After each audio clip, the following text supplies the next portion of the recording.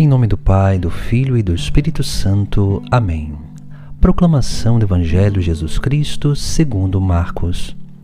Depois que João Batista foi preso, Jesus foi para Galiléia, pregando o Evangelho de Deus e dizendo: O tempo já se completou e o reino de Deus está próximo. Convertei-vos e crede no Evangelho. E passando à beira do mar da Galiléia, Jesus viu Simão e André, seu irmão, que lançavam a rede ao mar, pois eram pescadores. Jesus lhes disse: Segue-me, e eu farei de vós pescadores de homens. E eles, deixando imediatamente as redes, seguiram a Jesus. Caminhando mais um pouco, viu também Tiago e João, filhos de Zebedeu. Estavam na barca consertando as redes, e logo os chamou. Eles deixaram seu pai Zebedeu na barca com os empregados e partiram seguindo Jesus. Palavra da salvação. No Evangelho de hoje nós contemplamos as 3 etapas do discipulado. Quando nós olhamos este texto sagrado, onde ali nós vemos Jesus chamando esses 4 primeiros discípulos, nós vemos também um itinerário. 3 passos que Deus realiza ou que Deus nos propõe dar diante desse discipulado, diante desse seguimento verdadeiro ao seu Filho, Jesus Cristo. A primeira etapa é a etapa do anúncio do reino, o anúncio do Evangelho. E é isso que nós vemos quando o evangelista relata que Jesus foi para a região da Galiléia e ali pregava o Evangelho de Deus, dizendo: O tempo já se completou e o reino de Deus está próximo. Convertei-vos e crede no Evangelho. Aqui nós vemos essa primeira etapa, o primeiro passo que nós precisamos dar, que é de acolher o anúncio do Evangelho. O que significa que o tempo já se completou?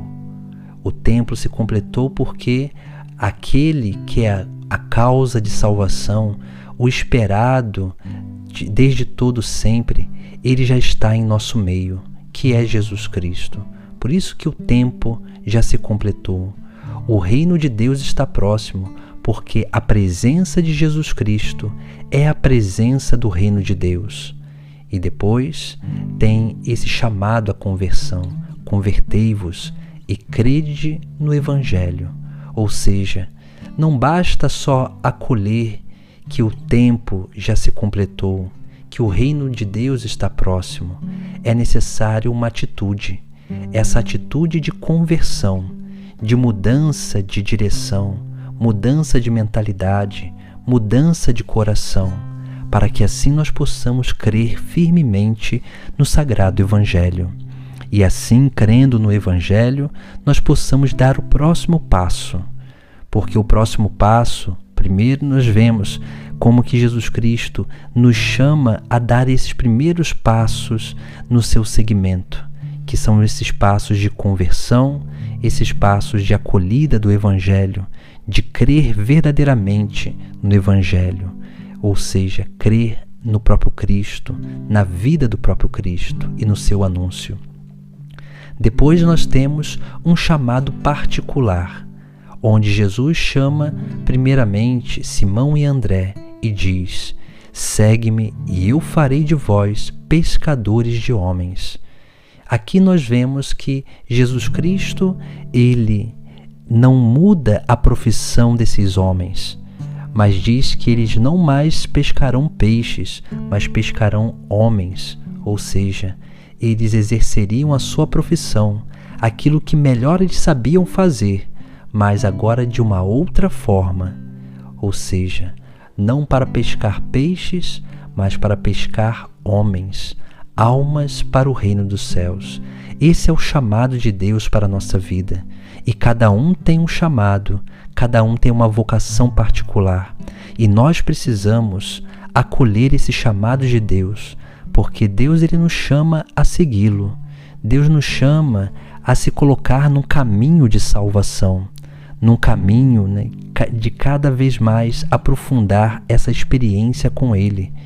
Por isso que Ele nos chama a segui-lo, para que nós possamos ser formados por Ele, formados para que nós possamos exercer, praticar, realizar a mesma missão que Ele veio nesta terra realizar. Mas nós só conseguiremos fazer isso na medida em que nós vamos dando passos de união com Ele, nesse discipulado, onde nós convivemos com Ele para aprender dele, para que depois sim possamos ser enviados por Ele para pescar homens para o reino dos céus.